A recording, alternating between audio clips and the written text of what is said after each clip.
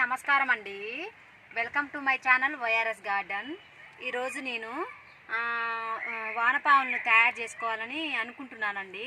ఎందుకంటే vermi compost బయట కొనుక్కుంటే మనమే తయారు చేసుకుంటే బాగుంటుందని చెప్పి నేను ఈ విధంగా తయారు చేస్తున్నానండి వానపాముల కోసము. అయితే ఒక 50 రూపాయల టబ్బు తీసుకున్నాను. టబ్బు తీసుకొని మధ్యలో ఇలా హోల్ పెట్టుకున్నానండి. ఒకటి హోల్ పెట్టుకొని ఈ విధంగా ఇక్కడ పెంక్ వేసుకుంటున్నా. అయితే దానికి కావాల్సినవి ఏమిటి అంటే ఎర్రలు తయారు కావడానికి కావాల్సినవి ఏమేమి తీసుకున్నానంటే మన ఇంట్లో ఉంటుంది కదండి పేపరు, ఆ పేపర్ని నేను కొంచెం ఇలాగా తీసుకున్నాను. అలాగే మళ్ళీ మనము అట్ట ముక్కలు ఉంటాయి కదండి మన పేపర్లల్లో, అవి కూడా ఇలాగా తీసుకున్నానండి. అలాగే ఒక 100 గ్రాముల శనగపిండి, మన 2 పలుకులు ఉంటుంది కదండి శనగపిండి, అది ఇలాగ రెడీ చేశానండి. అలాగే 100 గ్రాముల బెల్లం తీసుకున్నాను. అలాగే ఒక టెంకెడు బాగా ఎండిన ఆకులను తీసుకున్నాను అన్నమాట. అలాగే ఒక టెంకెడు మట్టి, ఒక టెంకెడు బాగా మాగిన పశువుల ఎరువు తీసుకున్నానండి. అయితే వీటితోటి నేను తయారు చేయాలి అనుకుంటున్నాను వానపాములను. అయితే ముందుగా మనం దీంట్లో కొంచెము లైట్గా ఇలాగా మట్టి వేసుకోవాలి. ఇది ఎర్రమట్టి అనమాట. ఇది కిచెన్ వేస్ట్తో తయారు చేసిన మట్టి కాదు, మన మట్టి, మామూలుగా ఉన్న మట్టి అనమాట, ఎర్రమట్టి. ఇది ఈ ఎర్రమట్టిని ఇలాగ వేసుకున్న తర్వాత దాంట్లో ఇలాగా మన పేపర్ వేసుకోవాలన్నమాట. వేసుకున్న తర్వాత అలాగే ఒక పిరికెడు అట్ట ముక్కలు వేసుకోవాలి. ఎందుకంటే అట్ట ముక్క కొద్దిసేపు నానబెట్టుకోవాలన్నమాట. మన ఇంట్లోనే ఉంటుందండి, అది ఈజీగా దొరుకుతుంది అట్ట ముక్కలు. ఆ తర్వాత వెండిటాకులు వేసుకోవాలి.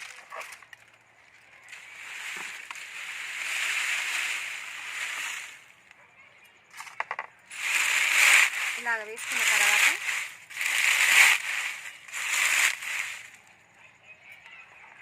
బాగా మాగిన పశువుల ఎరువును ఇలాగ వేసుకోవాలి.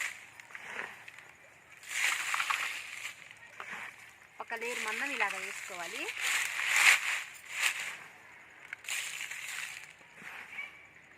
ఎందుకంటే పశువుల ఎరువు 6 నెలలైనా మాగి ఉండాలండి. ఎందుకంటే ఎమ్మటెమ్మటే కొంచెం పచ్చి మీద వేస్తే వానపాములు రావన్నమాట. అలాగే ఒక లేరు మట్టిని ఇలాగా చల్లుకోవాలి.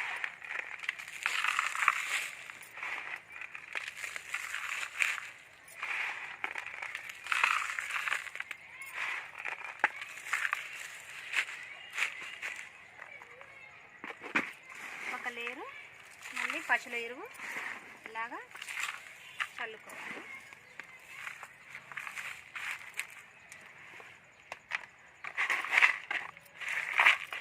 తర్వాత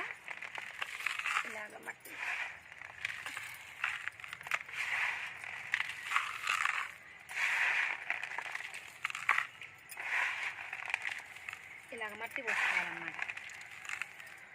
పోసుకున్న తర్వాత ఒక లేరు మళ్ళీ పైనంగా బాగా మాగిన పశువుల ఎరువు ఇలాగ పోసుకోవాలి.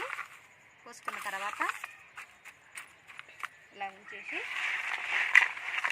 లైట్గా మళ్ళీ ఒక లేరు వచ్చేటట్టుగా ఇలాగ మట్టి వేసుకోవాలి. వేసుకున్న తర్వాత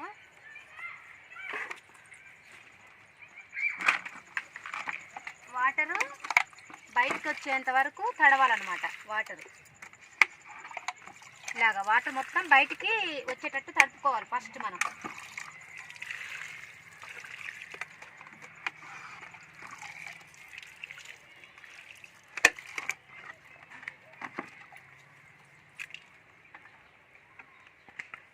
ఇలాగ వాటర్ పోసుకున్న తర్వాత మనము శనగపిండిని బాగా ఉండలు లేకుండా ఈ విధంగా కలుపుకోవాలండి.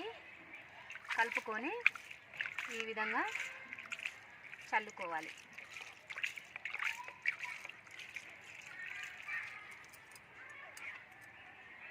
అలాగే 100 గ్రాముల బెల్లం తీసుకున్నాను.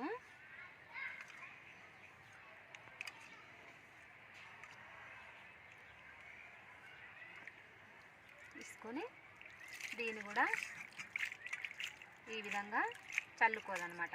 బెల్లం ఉండలు ఉండలు లేకుండా మెత్తగా కలుపుకోవాలి. కలుపుకొని ఈ విధంగా చల్లుకోవాలి.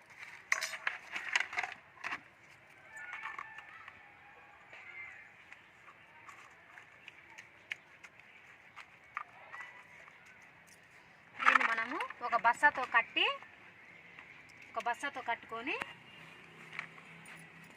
ఈ బస్తాని ఈ విధంగా పెట్టి దీన్ని నీడలో పెట్టాలన్నమాట. ఇది వేసుకొని నేను 45 రోజులు అవుతుందండి. ఆ రోజు నేను వర్మి కంపోస్ట్ కోసము తయారు చేసిన కదండి, ఎర్రలతోటి వెండిటాకులతోటి. అది ఈరోజు ఇది వేసి నేను 45 రోజులు అవుతుంది. చూద్దాం అసలు ఏ విధంగా ఇందులో ఎర్రలు వచ్చినాయా లేదా అని చూద్దామండి ఈరోజు. అయితే ఈ విధంగా బస్తాలో రోజు ఇలాగా నీళ్లు చల్లాలన్నమాట. ఎప్పుడు ఇది తడిగా ఉండాలన్నమాట ఇట్లా. కాబట్టి దీంట్లో మనం చూద్దాం ఎర్రలు ఏ విధంగా వచ్చాయనేది.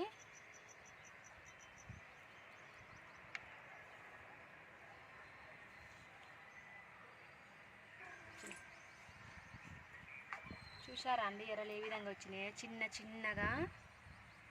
చిన్నగా వచ్చాయండి ఎర్రలు. 45 రోజులకు ఈ విధంగా వచ్చినాయండి.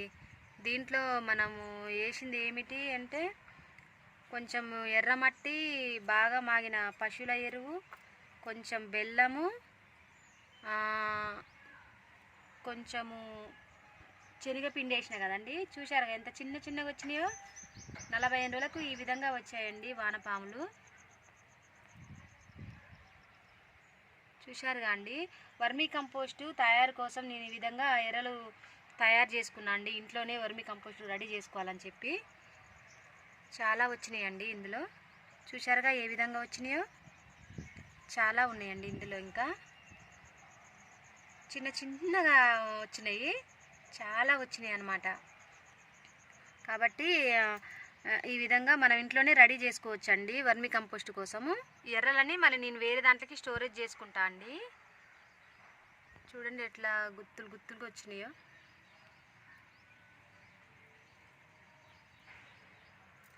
అందరికీ చాలా థ్యాంక్ యూ అండి.